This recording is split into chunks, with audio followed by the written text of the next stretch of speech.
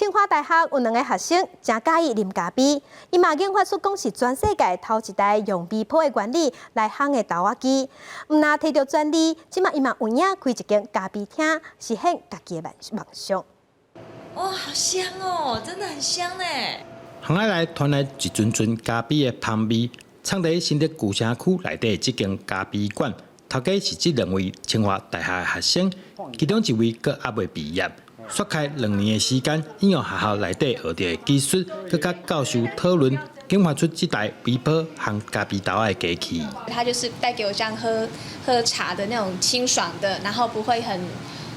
酸涩，然后有咖啡的香气，还不错，也不会过浓啊。一般的那个意式的那种咖啡，那种比较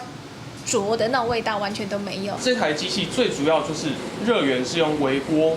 那微波的话，它的穿透性，还有它好脱水，都是利于咖啡烘焙的一个主要原因。传统烘焙可能人家就说至少要养1天，有些甚至要养到7天。那我们的话，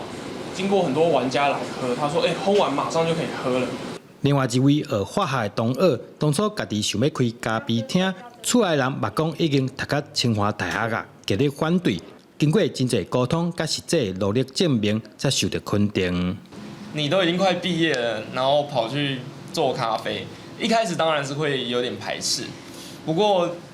慢慢的就是同化他们，就是一直拿好咖啡给他们喝，其实他们也慢慢觉得说，我做的事情是真的是专业，对，那未来说不定也有一点作为，所以就也很支持我们，对。这台烘豆仔的机器目前已经摕到台湾的专利，美国迄边嘛等咧申请，因甲学校内底实验的进行用来创业，希望这项台湾研发的技术，互全世界拢看会到。记者刘君豪，新竹报道。